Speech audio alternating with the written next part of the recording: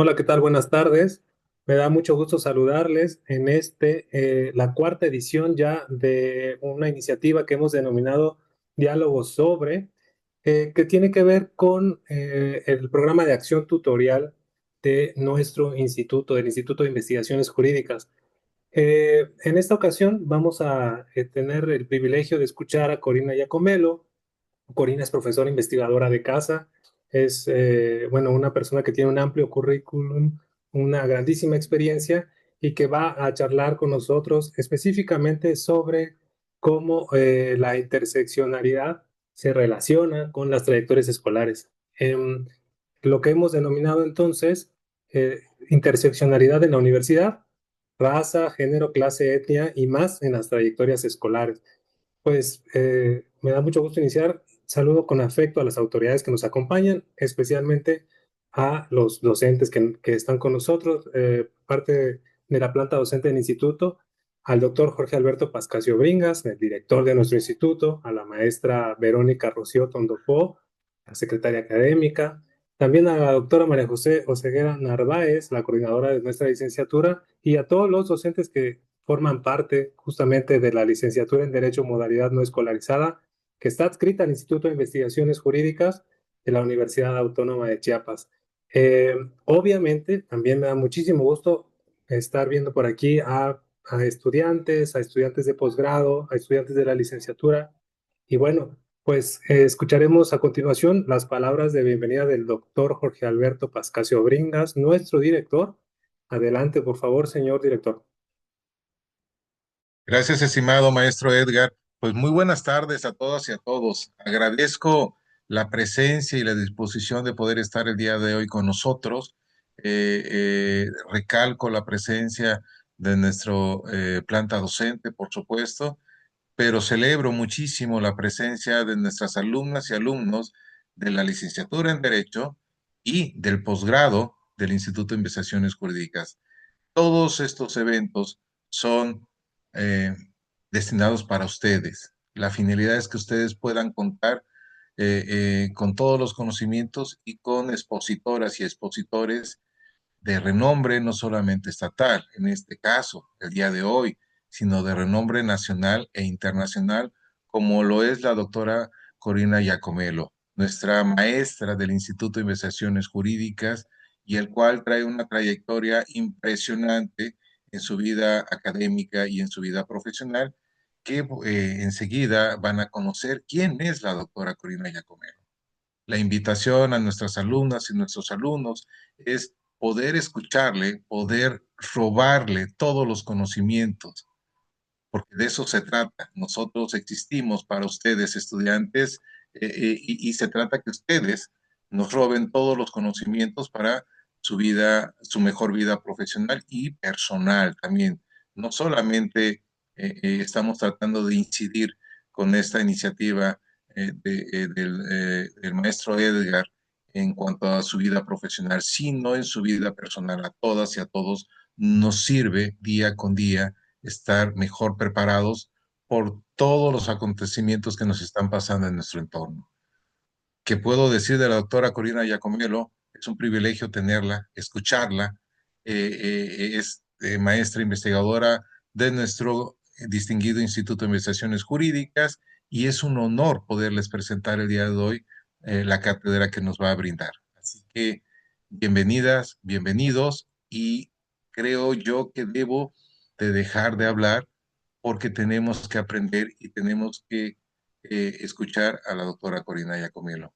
Muy buenas tardes y deseo que sea de provecho esta clase. Nos va a presentar ahora la doctora Corina. Muchas gracias, maestro Edgar. Muchísimas gracias, señor director. Voy a leer la semblanza súper breve de Corina Giacomelo. Basta decir que es una de las rockstars de nuestro instituto.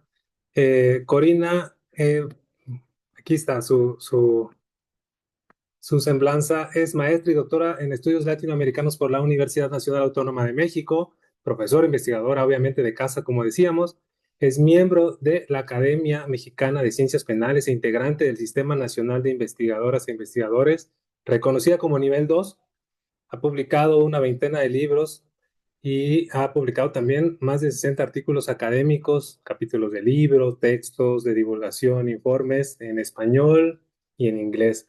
Así que muchísimas gracias, doctora Corina, por su valioso tiempo. Les explico brevemente, vamos a trabajar entre 25 y 30 minutos en la charla, en la exposición que nos haga favor la doctora.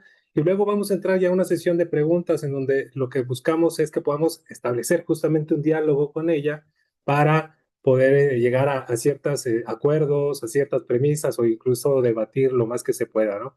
Al final concluimos, tomamos una foto oficial y los invitamos a que formen parte de un formulario que hemos hecho exclusivamente para ustedes, para que nos comenten qué les pareció la charla, cómo la vieron, qué temas les parece que serían buenos abordar aquí en este espacio.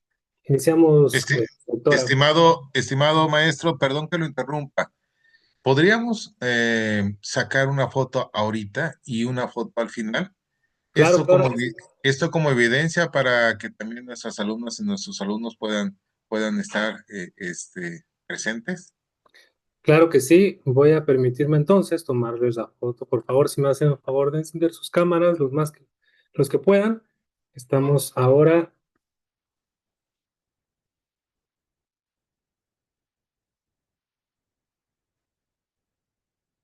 voy a tomar otra, ya que se encendieron otras cámaras.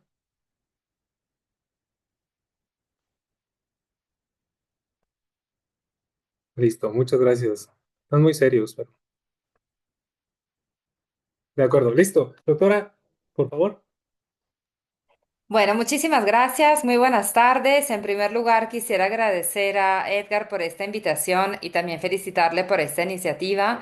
Creo que todo lo que es el programa de tutorías es una manera de poder estar más cerca de alumnas y alumnos con los cuales no tenemos un contacto directo a través de la presencialidad, sino que siempre el contacto está mediado por la plataforma de enseñanza, por el WhatsApp, en fin, por otros medios de comunicación que por supuesto nos dan enormes oportunidades y eso es parte de uno de los temas que vamos a tocar en esta sesión, pero bueno, también poder tener otros espacios donde interactuar es muy grato, así que muchas gracias por la iniciativa y por invitarme y hablar de estos temas que para mí son tan importantes, así que desde ya anticipo que por favor cuando sea hora de cortar, me avisas con absoluta confianza, por favor. Agradezco enormemente también al doctor Jorge Pascasio, nuestro director, por acompañarnos, por la presentación, por sus palabras, por su liderazgo y por estar aquí en esta sesión. También a la secretaria académica, la maestra Tondopó, por supuesto también a la doctora Oseguera, quien es coordinadora de la licenciatura, y a colegas, estudiantes y demás. Bueno, el tema de esta pequeña charla es justo cómo se cruza el género, la etnia y otros factores de interseccionalidad en las trayectorias académicas. ¿Qué tipo de respuestas da la Benemérita Universidad Autónoma de Chiapas? Y posiblemente después tener un espacio de diálogo donde podamos pensar si hay algún vacío, si hay alguna laguna, si hay algo más que se podría pensar para asegurar que la universidad sea un espacio donde no solo no se ejerce la discriminación, la violencia y demás, sino que construye respuestas positivas y propositivas para alcanzar la equidad. Creo que temas como etnia, interseccionalidad y género son términos que escuchamos con mucha frecuencia y entonces que de alguna manera sabemos qué son, pero siempre creo que es bueno recordar su significado, sus alcances, sus cruces, sus cambios, sus permanencias y cómo eso justamente puede plasmarse en la vida universitaria de las personas estudiantes. Digamos, ese es un poco el enfoque de esta plática, pero por supuesto que son categorías que también nos atraviesan como docentes, como personal administrativo, en fin, todas las personas estamos atravesadas por estas categorías. Bueno, el término género se hace referencia a ese conjunto de creencias, de mentalidades y de roles que se asignan a una persona, incluso desde antes de que nazca, sobre la base de lo que se considera que es su sexo. A partir de una atribución sexual, es decir, es niña o niño, hay toda una serie de constructos sociales y culturales que tienen como fin delimitar cuáles van a ser sus horizontes identitarios. Es decir, el género de alguna manera es una categoría social, es una categoría identitaria, es decir, es algo que nos define. eh, es considerada como una categoría identitaria primaria, es decir, es de las primeras que se nos adjudican desde afuera, justamente porque es asignada a partir de una definición sexual. Y esa categoría identitaria es parte de cómo nos ponemos en el mundo. Tiene que ver con cómo nos vemos a nosotros mismos, en lo que creemos que son nuestras posibilidades, los roles que debemos cumplir, las funciones, las aspiraciones y las ambiciones, pero también tiene que ver con cómo nos ven los demás y cómo vemos a los demás. El género es una categoría identitaria de uno con uno mismo, pero también es siempre relacional, de uno con los otros.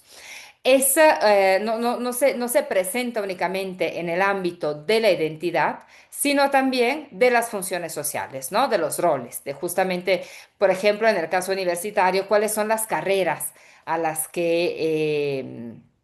a las que aspiramos inscribirnos en función de nuestro género y de lo que se dice sobre nuestro género. ¿Cuáles son las ambiciones que nos es legítimo tener? Siempre pongo un ejemplo. Si una niña quisiera ser papa, ¿no? Jefe de la Iglesia Católica, no podría. Ese lugar está absolutamente por ley excluido para una niña. Entonces, incluso si hubiera una ambición, una aspiración, un sueño de una niña para ser jefa de la Iglesia Católica, bueno, tendría que enfrentarse a 2000 años de tradición que no permite que las mujeres ocupen esos lugares de poder. Por supuesto que a nivel social las relaciones de género y los roles de género se han transformado. Hay muchísimos cambios en la posición de las mujeres en el mundo. Sin embargo, el género sigue siendo una estructura social que tiene dos características que la vuelven muy difícil de desmantelar en su integralidad. Uno es un sistema binario. El género está construido sobre la noción de masculino y femenino, que ojo, no es lo mismo que decir hombres y mujeres, porque eso lo aterriza a ciertos cuerpos, a ciertas personas, al nivel individual, que por supuesto que es importante, que es nuestro nivel, pero las relaciones de género, el nivel relacional, se construye sobre lo que se define como masculino y lo que se construye como femenino. Y a lo que es masculino y femenino se les dan atribuciones, se les dan axiomas de género, es decir, comportamientos con los que tienen que ser consecuentes para alcanzar una coherencia entre su identidad personal, su cuerpo y su identidad social. Y al tener esa coherencia entre estas tres identidades, ¿no? El lugar adentro de mí, cómo manifiesto mi cuerpo, ese yo hacia el afuera, y lo que la sociedad espera de mí, evita que seamos víctimas de estigma. Entonces, la coherencia de género es cuando llevamos adentro y afuera de nosotros, es cuando cumplimos con esos axiomas de género, es decir, con esos comportamientos permitidos, que son las prescripciones, qué debe hacer un hombre, qué debe hacer una mujer, y las proscripciones, lo que no debemos hacer o lo que no podemos hacer para mantener esa coherencia de género.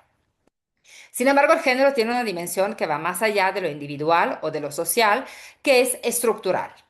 En particular, el sistema, digamos, de género que mantiene a las mujeres o a lo femenino en un lugar inferior, se conoce como patriarcado, ¿no? Decíamos que una característica del sistema género es que opera sobre una lógica binaria, ¿no? Femenino y masculino, y la otra es que lo femenino tradicionalmente ha sido inferiorizado respecto a lo masculino. Hoy es el Día Internacional de los Cuidados y del Apoyo y justamente el trabajo de cuidados y de cuidados no remunerado ha sido asignado tradicionalmente a las mujeres en función de creencias de género que nos ven como naturalmente dadas a cuidar a los demás, pero toda esa dinámica de cuidado y de género, ¿qué consecuencias ha tenido? Una menor incursión de las mujeres en el mercado del trabajo remunerado, un menor desarrollo en el ámbito educativo, un menor autocuidado en el ámbito de la salud, una menor participación en lugares de toma de decisiones. Las desigualdades estructurales de género hacen justamente referencia a todas esas categorías donde vemos que las mujeres siguen estando en una situación de mayor desprotección.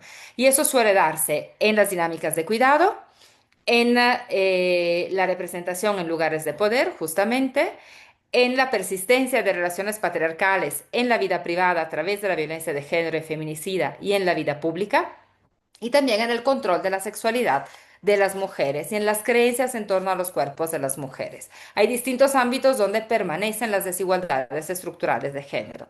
Ahora, el género es una categoría identitaria y es una categoría de discriminación y de jerarquización social, ¿no? Donde las personas son puestas sobre lugares superiores o inferiores en una escala de valores que es dada por el sistema patriarcal, pero no es el único. Y ahí es donde entra el concepto de interseccionalidad que surge en 1989. El concepto de interseccionalidad es hoy en día muy nombrado, muy mencionado, ha sido asimilado, podríamos decir, por la narrativa mainstream del poder y de los organismos internacionales, pero surge en 1989, es acuñado por una feminista abogada, Kimberly Crenshaw, que justamente a través de este término lo que busca es identificar esos distintos puntos donde las personas no son sujetas de una sola forma de opresión, sino de múltiples formas de opresión. Y para identificar ese conjunto de formas de opresión, no hay un marco legal que lo defina, no hay un marco de políticas públicas que lo atienda y entonces las personas se ven afectadas por distintas capas discriminatorias. En el caso con el que ella acuña el término discapacidad, se trataba de una mujer negra de color que no era empleada en un determinado sector de una empresa. Y la razón por la que no le daban el empleo era porque era mujer y negra al mismo tiempo. Entonces no era una cuestión solo de raza, no era una cuestión solo de género, era una cuestión de múltiples factores de discriminación que se juntaban, en su caso, y para los cuales no había una respuesta de políticas públicas. La interseccionalidad hace alusión a todas esas categorías que pueden causar formas acumuladas de opresión. Eso puede ser la situación socioeconómica, el nivel educativo, el vivir, por ejemplo, con VIH, el estar privada de la libertad, el ser una persona con discapacidad, el género, por supuesto, el pertenecer a un grupo étnico o a un grupo considerado racialmente inferior. Entonces, la interseccionalidad es un concepto plástico, flexible, porque se utiliza a partir de casos concretos y sirve para ponernos unos lentes adicionales y ver cuáles son las múltiples capas de opresión que impiden que una persona goce plenamente de un marco de derechos y de oportunidades en igualdad de condiciones que las demás personas.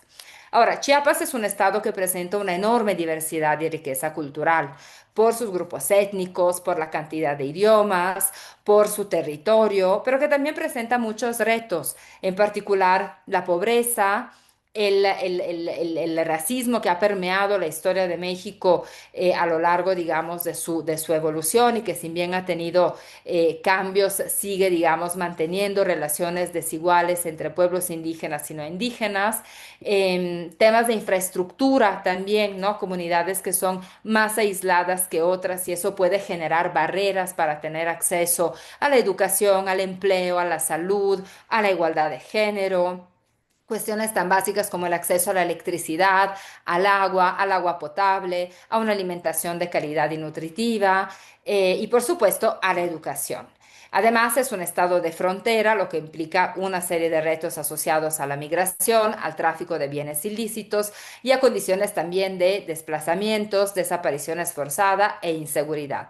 Temas que por supuesto tienen momentos más álgidos y momentos más calmados, pero en fin, el Estado tiene una pluralidad de situaciones. Ahora, ¿cuál es el rol de la universidad pública frente a todas las riquezas y los retos que tiene el Estado a partir de este enfoque de género e interseccionalidad? Es decir, donde tienen que mirarse las distintas formas de desigualdad y de opresión para que puedan darse respuestas que ayuden a reducirlas, abatirlas y erradicarlas, es decir, a eliminar la violencia contra las mujeres, a eliminar la discriminación en razón de etnia o de otras condiciones.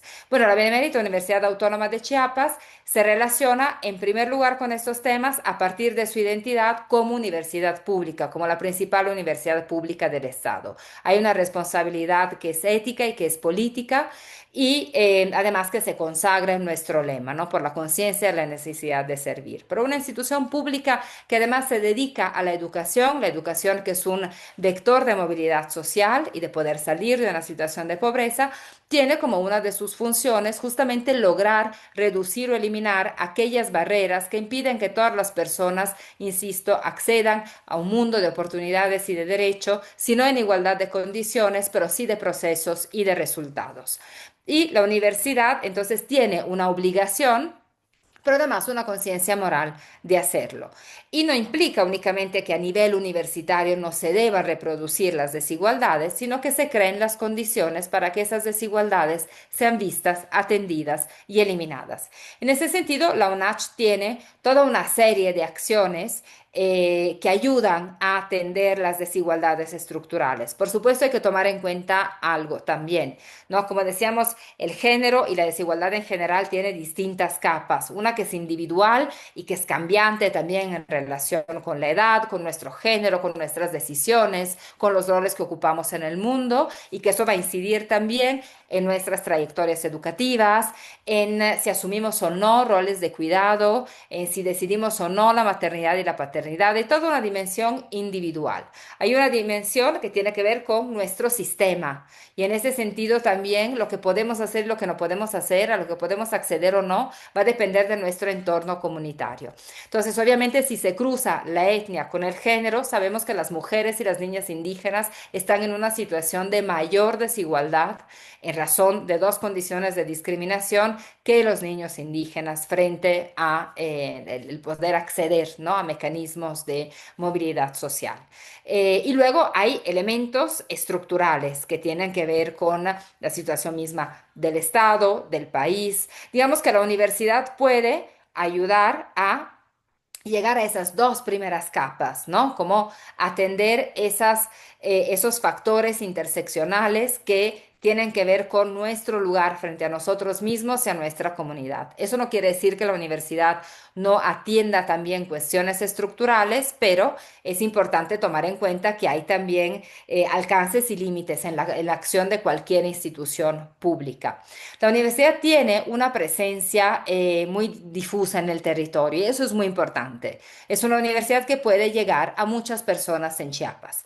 Tiene, como ustedes saben, muchos campus, tiene muchas sedes en el estado y eso permite llegar a más estudiantes en distintas zonas geográficas, étnicas, culturales, lingüísticas, con distinto acceso a infraestructura y demás. Una herramienta importantísima que tiene la universidad para ayudar a reducir la brecha educativa son pues justamente la educación a distancia, ¿no? Que es lo que nos une en este programa de tutoría. El poder cursar una licenciatura a distancia permite que personas con menos disponibilidad de tiempo o con menos posibilidades económicas o que viven en lugares con menos infraestructura no se vean excluidos de la posibilidad de tener un título académico superior. Obviamente sabemos que ahí eso puede cruzarse con aquellas desigualdades estructurales que a lo mejor no dependen directamente de la universidad, ¿no? ¿Cuántas veces no nos ha tocado con nuestras alumnas y alumnos que se les fue la luz, que no hay conexión, pero eso, digamos, no depende de la educación a distancia, pero ya queda en nosotros como docentes poder tener la sensibilidad para que nuestra conducta en el asesoramiento, acompañamiento de nuestras y nuestros estudiantes ayude a reducir las barreras en lugar de aumentarlas. Dicho de otra manera, si un alumno o alumna me dice, no pude entregar la tarea porque se fue la luz, me otorga una prórroga, algo tan sencillo como otorgarla es una manera para contribuir a reducir barreras en lugar de mantenerlas, de reducir desigualdad de alguna manera. Entonces, la educación a distancia es fundamental. La universidad tiene también los programas sociales universitarios. Sabemos que son programas relativamente nuevos que permiten justamente tener un desarrollo académico, un título, sin embargo, que se obtiene en menos tiempo que una licenciatura y que está justamente dirigido a aquellas personas que muchas veces con grandes esfuerzos, logran atender, superar, hacer frente, enfrentarse a esas barreras estructurales producto de la interseccionalidad y la discriminación de género y seguir este camino del PCU y que luego pueden transmitir esos conocimientos y aplicarlos directamente en sus comunidades. En ese sentido, el PCU tiene una ética que no es únicamente educativa, sino que es de incidir en las comunidades a partir justamente de las personas que de ahí vienen y que se forman a través de estos programas más cortos y más flexibles y que tienen como propósito desarrollar habilidades técnicas de implementación, ¿no? De incidencia en la comunidad. Entonces, esa es otra manera muy interesante a través de la cual la universidad puede incidir en la reducción de desigualdades. Luego, hay también toda una serie de programas y de facilidades que permiten apoyar a las alumnas y a sus alumnos. Pensemos en las estancias infantiles que son disponibles para hijas e hijos de estudiantes que tienen entre los 45 días y los 3 años y 11 meses. Recordemos cómo eso se puede cruzar con varios aspectos de discriminación acumulada. Uno, sabemos que en sociedades con desigualdades de género acentuadas, y sabemos que Chiapas no está exento de ello, sobre todo en zonas rurales e indígenas, los niveles de embarazo adolescente son altos. Eso puede cortar por completo el desarrollo educativo y sucesivamente el empoderamiento, el desarrollo de un proyecto de vida, la empleabilidad de muchas niñas, chicas y mujeres jóvenes. Y entonces, si son además mamás solteras, que sabemos que también eso pasa y eso sin hacer menos que puede haber papás solteros, el no contar con un apoyo en los cuidados puede volverse en una barrera adicional para decir, no lo voy a lograr. No voy a lograr estudiar y ser mamá. Justo hoy con una colega de la Defensoría de los Derechos Humanos Universitarios, de lo que les voy a hablar en unos minutos, tuvimos una sesión sobre cuidados, nos acompañaba una mujer policía, nos acompañaban varias mujeres que justo reflejaban sobre cómo los cuidados se interseccionaban con sus carreras o con sus trayectorias de vida, pero de una manera que se volvían en una carga adicional, en una fuente de discriminación. Entonces, programas como estancias infantiles, por supuesto, que ayudan a reducir o a paliar esas barreras que pueden enfrentar mujeres o hombres jóvenes que son primeras o primarias o únicas cuidadoras de niñas y niños pequeños. También la UNACH tiene toda una serie de programas de becas o enlaces con programas de becas. Eso es fundamental en un estado con situaciones de pobreza muy elevadas. Se prevé también el seguro facultativo IMSS y la UNACH también se ha sumado al programa de alfabetización que se está impulsando en todo el estado. Entonces, digamos que la universidad asume el rol de ayudar a reconocer, reducir y esperemos eliminar las desigualdades. Yo diría desde tres maneras. Una, que es a partir de cumplir con su función como universidad pública, es decir, tener presencia en el territorio, ofrecer una amplia posibilidad, una amplia oferta educativa, permitir distintas modalidades de aprendizaje, tener programas que pueden adaptarse a perfiles distintos de personas y a posibilidades de estudiar finalmente. Y luego también con acciones dirigidas a atender aquellos puntos más vulnerables que podrían alejar a alguien del seguir una trayectoria universitaria, ¿no? Como pueden ser apoyos económicos, apoyos en los cuidados. Ahora, y con esto ya empiezo a cerrar, la universidad también tiene varias instancias, yo me voy a enfocar en dos, que se dirigen de manera muy específicas a las y los estudiantes y a la atención de aquellas situaciones que pueden surgir justamente en razón de género, de la interseccionalidad y de la persistencia de desigualdades, discriminaciones e incluso formas de violencia. Y aquí me refiero a la ya mencionada Defensoría de los Derechos Humanos y Universitarios.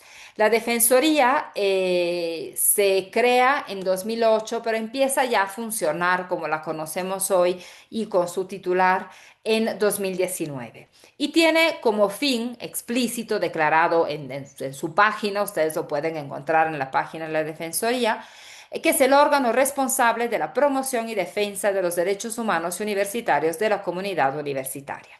Tiene, por supuesto, una serie de funciones, entre ellas investigar las denuncias de presuntas violaciones cometidas por autoridades universitarias, estudiantes y trabajadores de la universidad. Eso quiere decir que atiende cuestiones que se dan en el orden vertical, supongamos una alumna o un alumno que sufre acoso, hostigamiento, violencia por parte de un docente o de una docente, o lo mismo que podría pasarle a una persona trabajadora universitaria, pero también entre pares. Es decir, yo puedo acudir ante la defensoría en caso de si yo como estudiante soy víctima de violencia escolar, de bullying, de violencia de género, de acoso, de violencia digital, etcétera, por parte de compañeros o compañeras.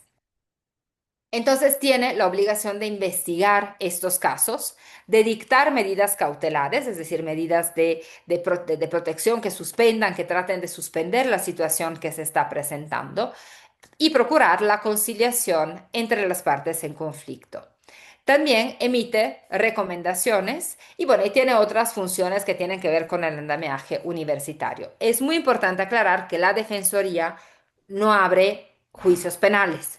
Para ese tipo de denuncias hay que acudir a las instancias responsables, que son las fiscalías, los centros de justicia para las mujeres, la Comisión de Atención a Víctimas, en fin, instituciones del Estado. La Defensoría no tiene esa función. Pero además la Defensoría también hace muchos eventos, hace mucha capacitación y formación, y eso también está dirigido a nosotras y nosotros como docentes, porque por supuesto que no estamos exentos de ninguna manera de reproducir en nuestras clases, en nuestro trato, hasta en nuestro material didáctico, hasta en esta charla, podríamos reproducir consciente o inconscientemente formas de desigualdad o de violencia. Es decir, todos podemos ser sujetos que a veces por desconocimiento, a veces por mentalidades muy introyectadas o a veces porque realmente con toda convicción discriminamos a personas, podemos tener comportamientos que no son respetuosos de los derechos humanos de las personas estudiantes. Entonces, estas capacitaciones que también brinda la Defensoría, por supuesto, son muy importantes también para los cuatro grupos, ¿no?, que conforman una comunidad universitaria: las autoridades, las personas trabajadoras en el campo administrativo, las personas trabajadoras en el campo docente y las personas estudiantes. La Secretaría de la Defensoría, ahora por razones de tiempo no les voy a mostrar, digamos, todas las facultades y todas las herramientas que tiene, pero además de tener una oficina central que se encuentra en Tuxtla Gutiérrez y un correo donde pueden transmitir sus denuncias, también a través de las comisiones de género se pueden manifestar estas denuncias en las distintas sedes de la universidad. Y esto es muy importante porque una cuestión clave, y creo que la Universidad Autónoma de Chiapas trata verdaderamente de romper con eso, es la centralización, ¿no? A veces todas las instancias a las que podemos acudir están centralizadas en la capital con poca presencia en el territorio. Me parece que desde la UNACH se hace un intento para tener presencia en el territorio a través de distintos canales, presenciales o no. Y luego otra instancia de la que les quería platicar muy brevemente es la Secretaría de Inclusión Social y Diversidad Cultural, cuyo fin es justamente diseñar, implementar y difundir políticas y programas que promuevan la inclusión social, la atención psicopedagógica a estudiantes indígenas y grupos en situación de vulnerabilidad. Y esto también lo pueden ver directamente en la página de la Secretaría.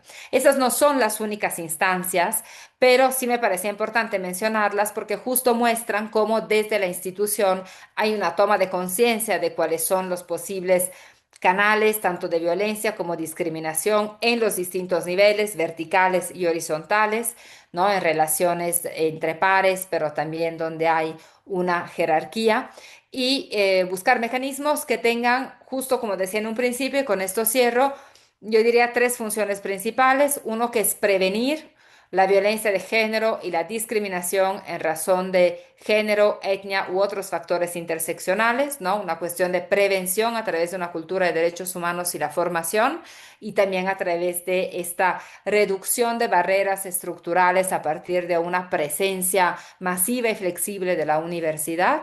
En segundo lugar, la atención, ¿no? A partir de mecanismos que les permiten a las y los estudiantes acercarse para hacer presentes situaciones de violencia o discriminación en la universidad. Y por último, tener acciones afirmativas y propositivas que ayuden a que no se repitan acciones que pueden tener lugar en una sociedad como es una comunidad universitaria, es una pequeña sociedad y por lo tanto también tenderá a reproducir las dinámicas que tenemos afuera.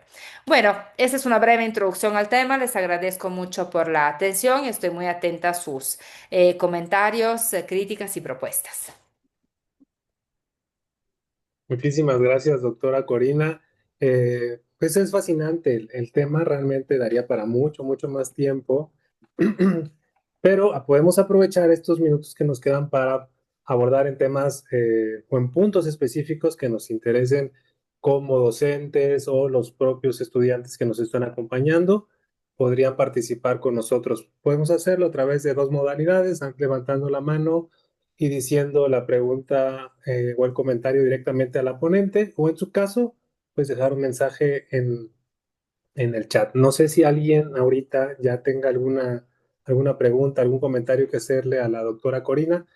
Mientras se animan, yo sí quisiera preguntarte algo, Corina, aprovechando que estás por aquí. Me gustaría saber qué opinión te merece cuando la universidad, en tanto que espacio formativo, pues requiere de estandarizar algunas cuestiones justamente para poder evaluarlas, establecer criterios, justamente para poder calificarlas, porque finalmente eso es lo que hacemos en la universidad y de algún modo, pues reproduce ciertas desigualdades o ciertas cuestiones ya estructurales que están presentes también tanto en el aula como en el aula virtual en la que estamos. ¿Cómo poder conciliar un poco esa estandarización que se requiere finalmente con el reconocimiento de que hay una diversidad y que es necesario atender las desigualdades de manera diferenciada? Gracias, Edgar, por la pregunta. No estoy segura de tener la respuesta, entonces quería pedirte si puedes darme como un ejemplo concreto. Sí, por ejemplo, vamos, cuando estamos en la universidad tenemos que calificar, digamos, vamos, el propio Sí. español como idioma, pues ya refleja una barrera de acceso, de permanencia e incluso de la obtención del grado de las y los estudiantes. Entonces, de alguna manera reproduce un poco esa, pues, superioridad del Sí. español de otras lenguas, ¿no? Finalmente necesita recurrir como universidad a ese tipo de cosas, pues, para poder dar el servicio, pero, pues, hay que tratar de conciliarlo. ¿Cómo podríamos ir conciliando esta diferencia con la propia estandarización a la que nos somete la universidad por ser una institución, finalmente?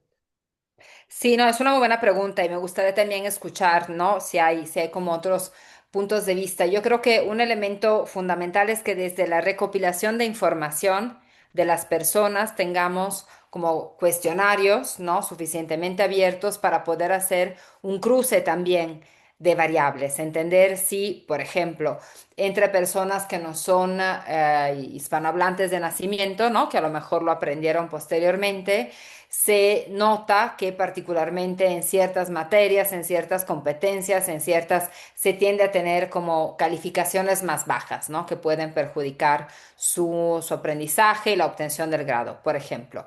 Creo que poder tener unos instrumentos que nos permiten recopilar información lo más desglosada posible y analizarla posteriormente puede tener como efecto, si no necesariamente atender la situación que enfrentamos en ese momento, pero sí pensar en estrategias que ayuden a que esa situación no se vuelva a repetir, ¿no? Y por otro lado, yo creo en el contexto mismo del aprendizaje, el poder tener, que creo que lo tenemos bastante en la licenciatura a distancia en Derecho, esta es mi impresión, distintas formas de calificar, que no sea únicamente la prueba escrita, porque ahí también corremos el riesgo, digo, ni metámonos en el tema de la inteligencia artificial, pero de que algunas personas se vean más perjudicadas que otras por deficiencias estructurales que vienen desde antes, ¿no? Que haya, digamos, distintas formas de poder calificar los aprendizajes para que no sea únicamente una lente el que nos dice si una persona aprendió o no.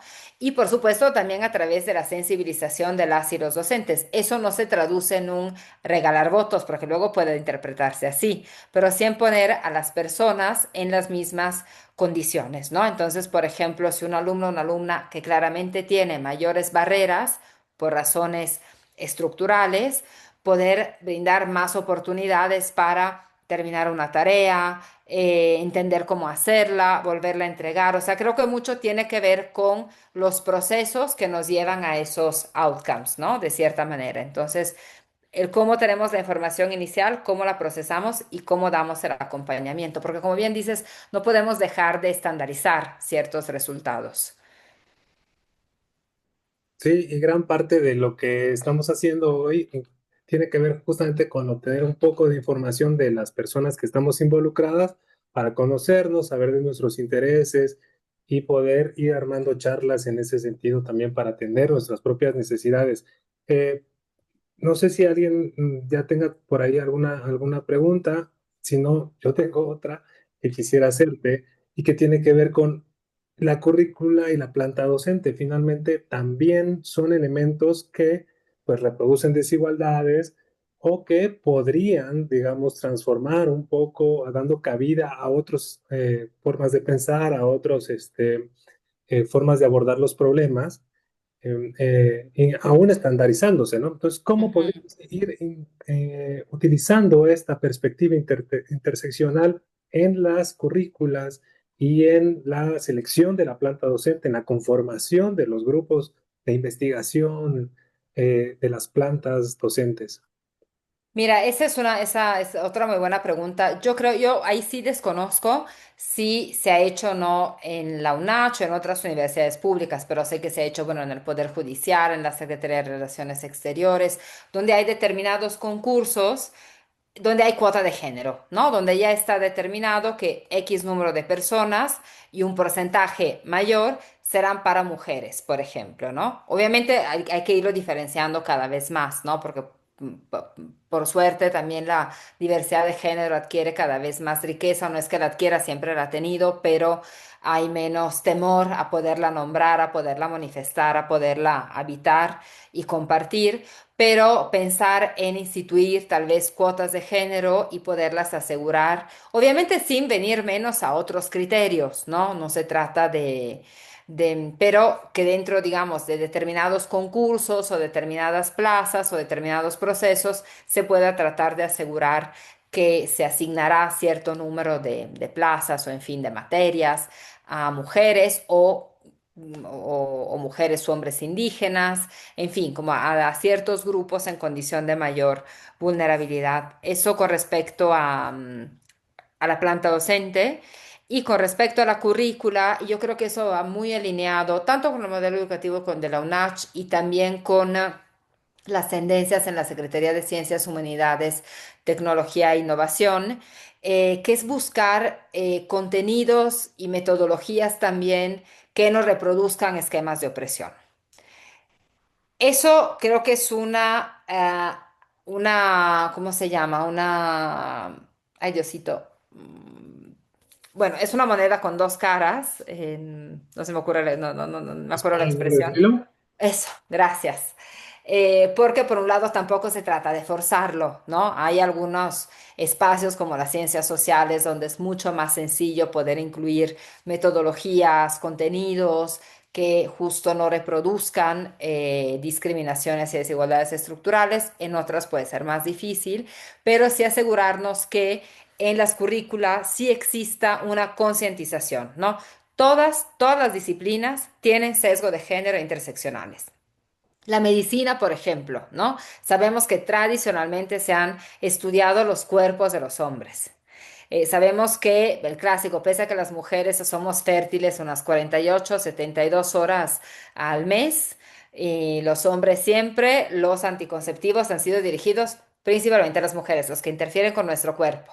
Entonces, no hay una sola disciplina, ni la geografía, ni la economía, ni la historia, que no tenga sesgos. El poder, yo creo que transversalizar algún tipo de formación en esos sesgos, pero asegurar que esté presente en las currículas, en primer lugar para las y los docentes. Y en derecho también, ¿no? Yo tengo la fortuna de dar la materia de sociología jurídica y como me decía uno de mis alumnos, me dijo, cuando nos dio seminario de investigación nos vino a poner orden y ahora con sociología del derecho puso el desorden, en un buen sentido porque es una materia que explota la cabeza y entonces como asegurarnos de que esas reflexiones tengan lugar en las aulas y con las y los docentes, porque somos los primeros en reproducir esas dinámicas de desigualdad, no porque querramos muchas veces, sino porque crecimos con ellas. Claro, y el ámbito del derecho tiene todo Bueno, ahí una sí. tradición, digamos, positivista que pues vamos reproduciendo muchas veces en nuestras sesiones, en nuestros textos, en nuestras conversaciones, etcétera, ¿no? Si alguien tiene alguna pregunta, este es el momento y si no, pues ya pasaríamos a la parte de los agradecimientos y las felicitaciones a la doctora Corina. Paula, si nos puedes hacer favor de encender tu micrófono.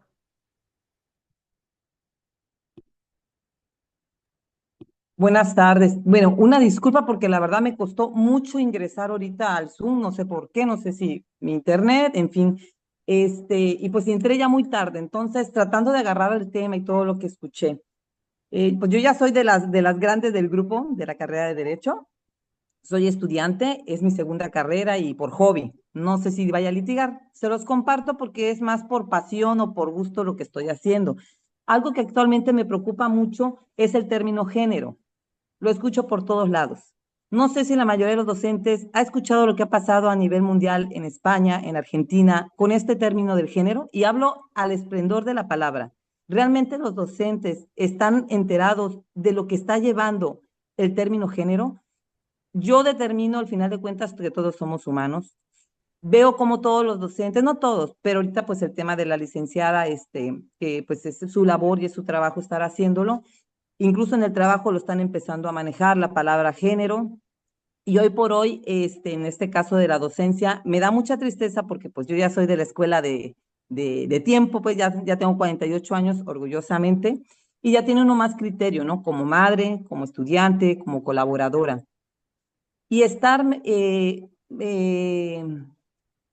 insertando mucho la palabra de género, a mí en lo personal siento que nos divide. Somos ciudadanos, somos estudiantes, a mí me crea un conflicto. Creo que es precisamente me trajo una cuestión personal la necesidad de estudiar derecho por curiosidad. Hoy por hoy se me está creando una pasión este término del derecho, pensando en mis nuevas generaciones, mis nietos, mis hijas que todavía están iniciando la universidad. Me crea mucho ruido, porque creo que más que orientar a nuestros jóvenes o a nuestros estudiantes, en las cuales traen una formación, unos bien asentadas y otros no, me está creando mucho ruido. En lo personal, licenciada, aquí la idea hablaba de las intersecciones, pues en toda sociedad y como en la carrera de Derecho lo hemos visto, pues esto ha existido por los siglos de los siglos. Como le decía, como madre, como compañera, como estudiante, pues ya me entra una preocupación muy de esto. Como decía y repito, hablaban de estructuras, parte de la estructura de nuestro vocabulario, pues siempre con respeto, tiene que ser al final de cuentas la empatía, ¿sí? Creo que mucho de eso es el respeto, la empatía, sin importar cómo estén, cómo lleguen. Y mi pregunta ya más profunda sería, ¿qué tan preparados están los docentes o consideran, estando aquí todos ustedes, que realmente están qué tan preparados quieren estar para recibir esta nueva ola de realmente lo que es el género? Y si han visto todo lo que ha pasado en España, Argentina y no me acuerdo qué otros estados, pero ya el estado y lo que es sí, el estado de lo político ya quitó poder precisamente por integrar lo que es esto de los géneros. No sé si realmente alguno sepa de estos temas. Bueno, estimada Paula, creo que no tenemos tiempo para poder entrar en esta Ok, discusión. será mi No, curiosidad. pero no voy a Sí. dejar de contestar, lo cual es una lástima porque es una discusión sumamente interesante, pertinente y actual. Pero lo que está pasando en los países que mencionas no es un avance, es un profundo retroceso y es un ataque a los derechos humanos de todas las personas. Los estudios de género, la teoría de género, los movimientos feministas son movimientos que lo que buscan es alcanzar los derechos humanos para todas y para todos, sin importar nuestras diferencias. Es para crear mundos inclusivos, pero no podemos crear realidades inclusivas si no damos cabida a la forma de ser, pensar, sentir, amar de todo mundo. Y estos movimientos iliberales, que se ven encarnados en figuras como Milley, Donald Trump, por ejemplo, Elon Musk, en fin, los famosos hombres blancos heterosexuales que pretenden dominar el mundo a través de la diplomacia de los bullies del patio de secundaria, justamente lo que conllevan es una reducción de derechos. Es un desreconocimiento de las identidades y de las personas. Y en cambio, lo que hace la teoría de género y el reconocimiento de la pluralidad de los géneros y de las desigualdades de género es crear herramientas analíticas, teóricas, empíricas y prácticas para que todas las personas tengamos los mismos derechos en condiciones de inicio que no son las mismas, pero justamente para evitar que esas condiciones de inicio, que no son las mismas, que están atravesadas por la desigualdad, no solo de género, sino de etnia, de raza, de clase y demás, no afecten nuestros resultados. Y parte de lo que se platicó aquí el día de hoy es justo cómo la universidad pública puede contribuir a esto. El tema de género está muy presente en la Universidad Autónoma de Chiapas. Yo, sin embargo, no tengo en lo absoluto, no sé cuántos estudian o no estudian género, cuánto esté presente en toda la currícula, pero lo que quiero decir es que las tendencias a las que usted se refiere son más bien tendencias de restricción y no de ampliación de derecho. Y por ende, por lo menos eso lo digo a título personal, son tendencias de las cuales no solo me alejo, sino que me opongo porque, por lo menos en lo que yo creo, es en la defensa de los derechos y no en sus ataques. Eh, Muchísimas gracias, Paula, Corina. Aquí nos damos cuenta que cómo es de amplio el tema y cómo nos permite comenzar con estos diálogos que podrían extenderse mucho, mucho tiempo, pero al menos nos dan la posibilidad de empezar a construir este diálogo y de tomarlos en cuenta, justamente estos temas, tomar en cuenta estas inquietudes para luego formar algunos otros grupos, ya sea de trabajo, ya sea otros diálogos en este mismo formato para poder seguir charlando al respecto. Laura también tiene un comentario, me gustaría escucharte, Laura. Hola, buenas noches.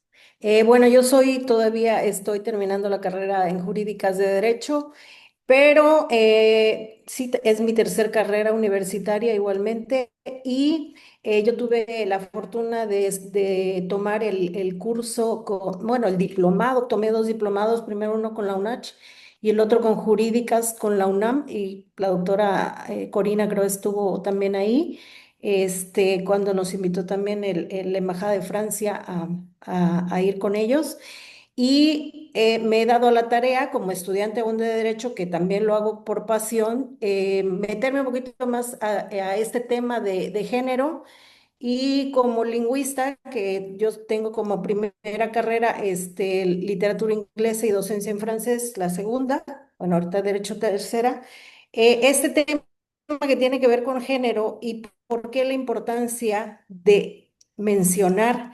Decimos que el masculino genérico lo ocupamos en español para hablar, por ejemplo, para hablar de todos y utilizábamos y implicaba hombres y mujeres. ¿Por qué la importancia? Porque las mujeres, o en general, no podemos hablar de igualdad desde una posición privilegiada. Y en nuestro país y en el mundo hay mucha desigualdad, hombres y mujeres. Y por ahí alguien alguna vez dijo, lo que no se dice, lo que se omite, no existe. Entonces, hacer visible a través de la lengua y también a partir de la lingüística, nosotros formamos el idioma por conceptos que luego llevamos a cabo con palabras. Y el mencionar constantemente, y también se manejaba ahora el uso de todos, todas y todes, que ese es un tema todavía mucho más largo, pero damos un poco de visibilidad al género femenino a partir de la palabra. Y sí se tiene que hablar sobre el tema muchísimo. La mayor parte de las personas, me incluyo, somos muy ignorantes sobre esto mismo y entonces sí tenemos que indagar un poquito más acerca de lo que no solamente vemos en redes, sino de lo que realmente hay a fondo. Y, por ejemplo, ¿cómo no vamos a hablar de género cuando en Chiapas todavía hay matrimonios en algunos lugares donde la mujer ni siquiera tiene derecho de decir con quién se va a casar y se ha impuesto el matrimonio y se habían impuesto muchas cosas y todo es a partir de una desigualdad de género, por así decirlo? Bueno, brevemente, este es mi comentario. Muchas gracias.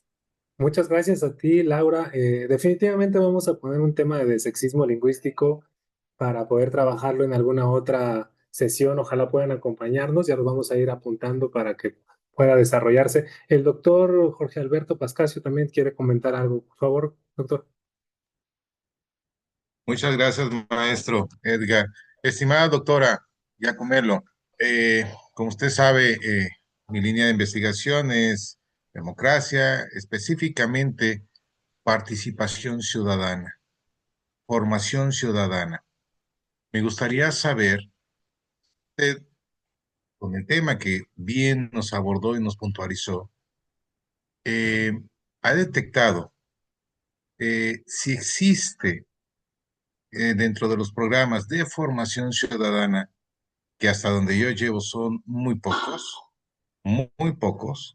a la hora de que vamos y recibimos nuestra credencial de lector, prácticamente no hay un proceso de formación ciudadana, se da por ende, por lo que nos enseñan en la primaria, secundaria y breves esbozos de toda esta situación, pero en el tema específico, y esto es un asunto de participación, de formación ciudadana también, al momento de que debemos de romper estas barreras, ya sea generacional, en fin, todas las barreras que tenemos.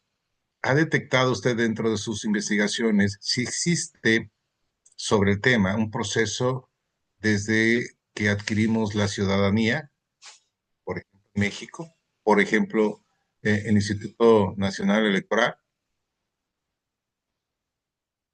Gracias, doctor. Quería, perdón, dar un paso atrás, agradecer también a Laura Durán por su participación y por supuesto a Paula con la participación anterior porque nos muestran el interés que despierta este tema, los puntos de contraste y de acuerdo que puede haber y sobre todo como el tema de género no es uno ni es monolítico, ¿no? Implica muchas cosas que ahora por supuesto en una hora, en media hora no alcanzamos a desglosar. Con respecto a lo que señala doctor Jorge, yo creo que lo que pasa a veces con el tema género, por ponerle así, en el ámbito que usted describe, pero me atrevo a decir en general, tiene como dos capas. Una que es mm, como más cosmética, que es decir, justamente introducirlo, incluirlo, mencionarlo, promoverlo, pero que no necesariamente eso logre compenetrar las estructuras de poder o las desigualdades de fondo. Y si no en la participación ciudadana, pero sí en una de sus consecuencias, que es la participación de las mujeres en la vida pública, es justo junto con el tema de empoderamiento económico donde se mantiene la principal brecha entre hombres y mujeres a nivel mundial, ¿no? Digamos, se mide en cuatro rubros a nivel de Foro Económico Mundial: el tema de acceso a la salud, educación, participación y representación política y empoderamiento económico. Y donde menos presencia hay de mujeres es en el ámbito económico y político, que creo que es una consecuencia del tema que usted pone sobre la mesa, ¿no? Porque es a qué también tenemos, sentimos que tenemos acceso y derecho, dónde tenemos derecho a estar. Obviamente eso se cruza con otras temáticas como el de los cuidados, de los pisos pegajosos, de los techos de cristal, en fin, es un tema integral. Entonces, yo sí creo que hay, no sé si mucha o poca, pero hay así como lo hay en el ámbito jurídico, en el ámbito de los derechos políticos electorales. Creo que en todos los distintos temas se ha introducido la perspectiva de género, pero sin que eso necesariamente permee o realmente termine cambiando las raíces, ¿no? De las plantas que vemos.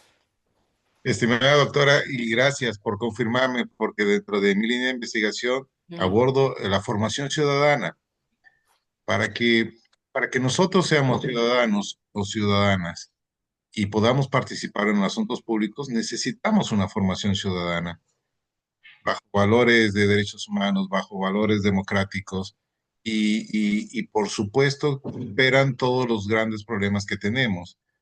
La brecha que usted comenta en materia de género, la violencia que estamos viviendo, todo lo demás.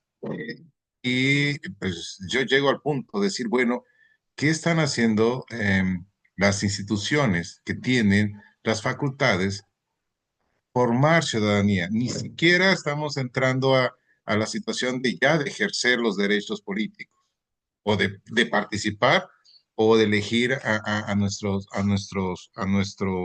representantes políticos, ¿no? Entonces, muchas gracias, doctora, porque me queda muy claro y en mis trabajos de investigación ahora me está dando una asesoría para seguir abonando a lo que usted también ha venido, eh, em, podría llamarse lucha. Creo que sí, no, sino realmente poder cambiar la forma de pensar de todas y de todos.